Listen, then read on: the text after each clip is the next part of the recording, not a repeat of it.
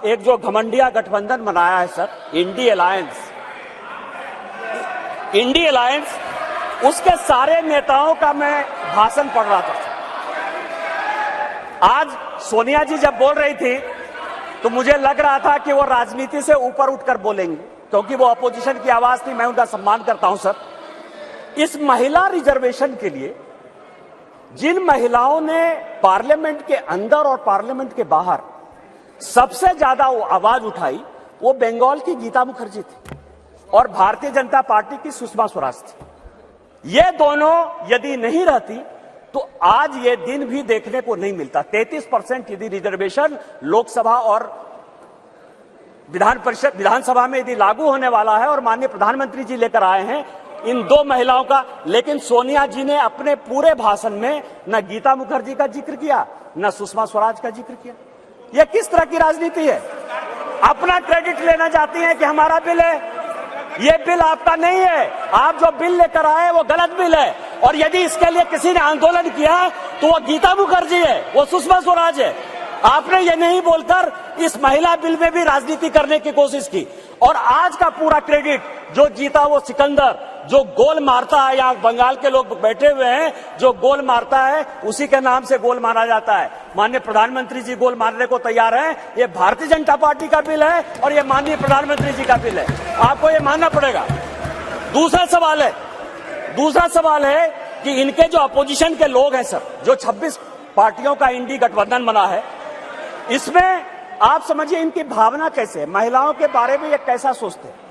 ये सोचते हैं, अब नहीं रहे, इसी सदन के सदस्य थे, राज्यसभा के भी सदस्य थे, इनके पार्टी के बड़े नेता थे अपोजिशन के, वो कहते हैं कि परकटी महिलाएं आ जाएंगी। क्या महिलाओं के लिए इस तरह की बातें होनी चाहिए? दूसरी बात जो है, ये दूसरे नेता जो है 2011 में मैं अध्यक्ष आपको दो कहानी बताना चाहता हूं, और ये वर्षों से मेरे मन में था। इस पार्लियामेंट में 2 बार संजोग से मैं 2009 में सांसद बनकर आया, अनुराग ठाकुर जी से लेकर राजनाथ जी सबों के साथ काम करने का मौका मिला सर। 2011 और 2013 में 2 भयंकर घटना हुई इसी बिल में। 2011 में जब 2010 में यह बिल पास हो गया राज्यसभा में, और जब यहां 2011 में जिसको कि ये लागू नहीं करना चाहते थे बिल लेकर आए, और जब बिल इधर से इंट्रोड्यूस हो रहा था तो इन्हीं के सहयोगी दल के सांसदों को इसी कांग्रेस ने इसी बिल में पीटा सर। 2 बिल था, एक महिला रिजर्वेशन का 2011 में और 2013 में प्रमोशन इन रिजर्वेशन। और प्रमोशन इन रिजर्वेशन में मैं जब बात करूंगा तो ये पूरे के पूरे बेंच खड़े हो जाएंगे सर। यही वी नारायण स्वामी बिल को पेश कर रहे थे, समाजवादी पार्टी के यशवीर सिंह, शेड्यूल कास्ट थे सर, ये कहते अधिकार की बात, शेड्यूल कास्ट शेड्यूल ट्राइब की बात करते हैं सर। यही यशवीर सिंह यहां पार्लियामेंट में उस तरफ से गए, वी नारायण स्वामी का उन्होंने बिल खींच लिया।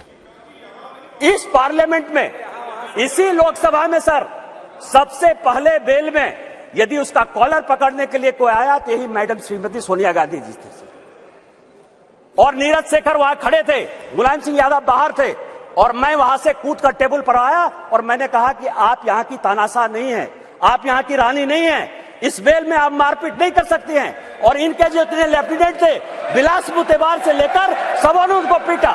ये दोनों घटनाएं जो है, चाहे महिला रिजर्वेशन का हो, चाहे ये प्रमोशन इन रिजर्वेशन का हो, ये पार्लियामेंट है सर, सबको सत्य बोलना चाहिए। और मुलायम सिंह यादव ने कहा यदि बीजेपी नहीं होती तो आज के डेट में हमारे सांसद नहीं बचते।